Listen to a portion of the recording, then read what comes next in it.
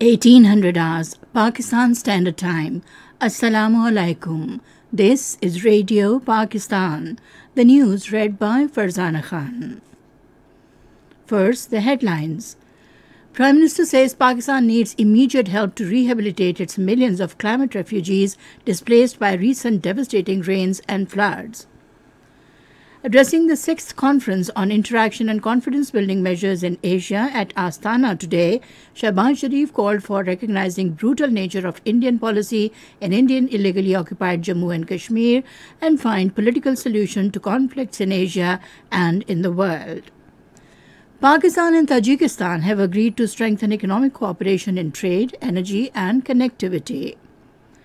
Minister for Planning says a gender unit has been established to ensure protection of women's rights in development projects. Minister for National Health Services has urged the world to stand by Pakistan in the catastrophic situation caused by the rains and floods, claiming thousands of lives. The United Nations General Assembly has overwhelmingly condemned Russia for its move to annex 4 regions of Ukraine. In the second semi-final of Women's Asia Cup, Sri Lanka beat Pakistan by 1 run at Sylhet today.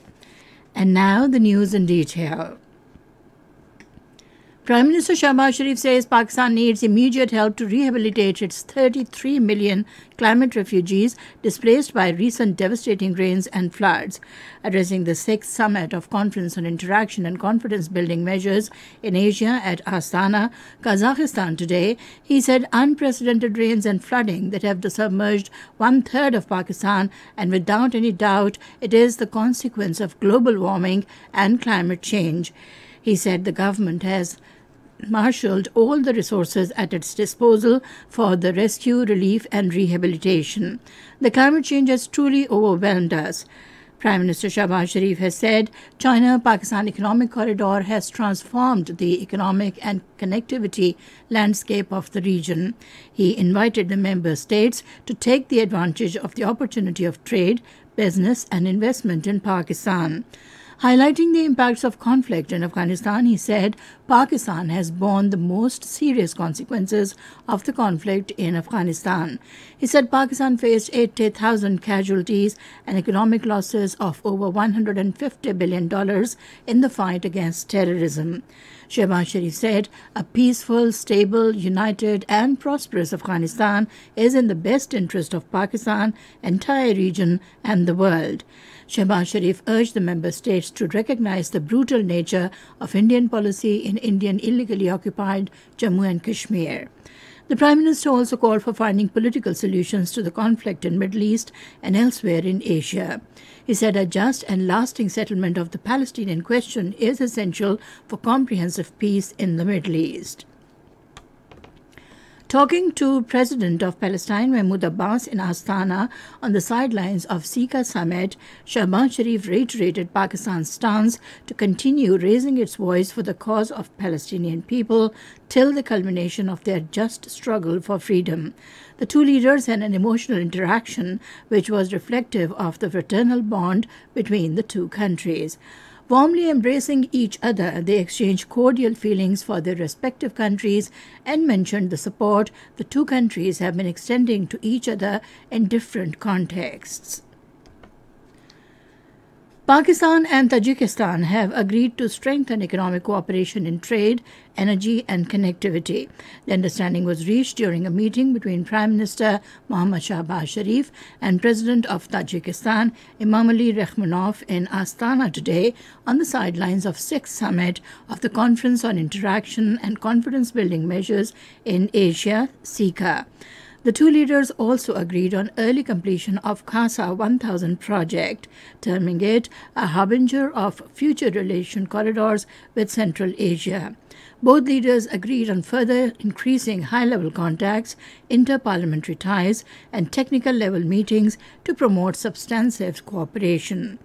Discussing the regional and global issues of mutual interest, they agreed to work together to strengthen peace, stability, and security in the region. Minister for Planning Ehsan Iqbal says participation of women is imperative for the development of a country. Addressing a ceremony in Islamabad today, he said a gender unit has been established to include gender perspective in all developmental projects. He says the purpose of this unit is to ensure protection of women's rights in development projects. The minister said women and children are often victims of calamities as they are always more vulnerable. Federal Minister for National Health Services, Regulations and Coordination Abdul Qadir Patel has urged the world to stand by Pakistan in the catastrophic situation caused by the torrential rains and floods, claiming thousands of lives. Talking to Sheikh Al-Azam, Jamia Al-Azhar, Egypt, Dr. Muhammad Tayyib in Cairo, the minister briefed him about the damages caused by the recent floods in Pakistan. He also briefed him about the government's effective measures for polio eradication and measures to control other diseases. This is Radio Pakistan giving you the news. The National Assembly was informed today that a process has been started to prepare a national adaptation plan for building resilience to climate change. Minister for Climate Change Sherry Rahman told the House during question hour that aim is to reduce vulnerabilities to climate impacts by creating comprehensive medium and long-term plans, including the integration of adaptation measures into national policy. Sherry Rahman said Pakistan Climate Resilient Urban Policy Framework is being formulated, which will take into account opportunities and challenges in achieving green and resilient urban development. Meanwhile, the National Assembly today passed a resolution demanding the government to rename Islamabad International Airport as Shahid Benazir Bhutto International Airport.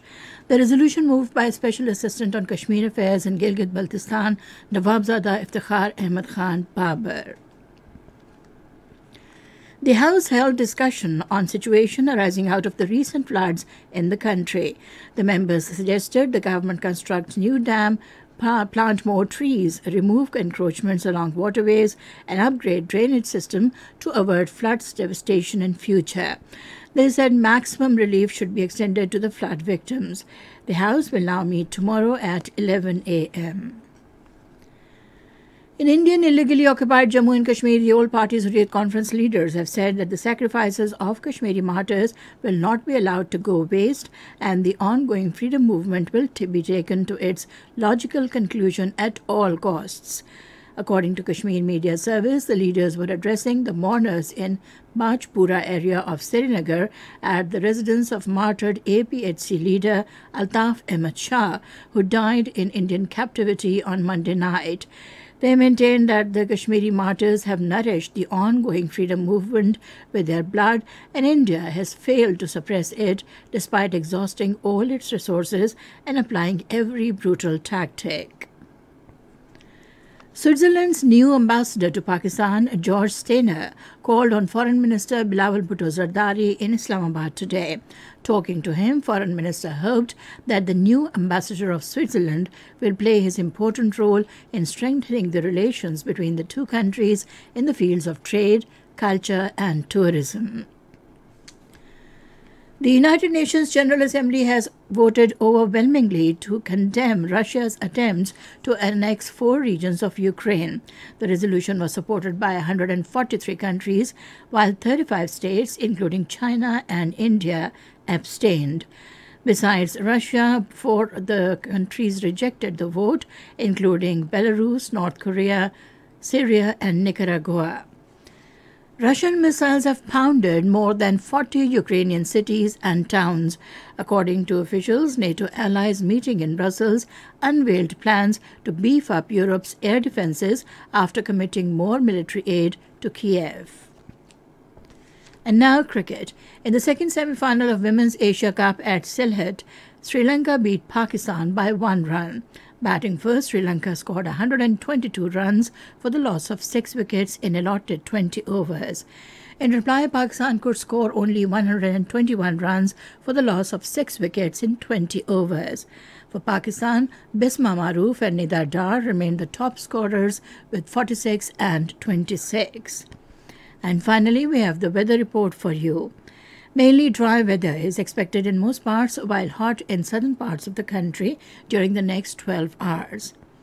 And with that, we come to the end of the news. For more news and analyses, log on to our website, radio.gov.pk, and also watch live video streaming of our bulletins on the link facebook.com/Radio Pakistan News of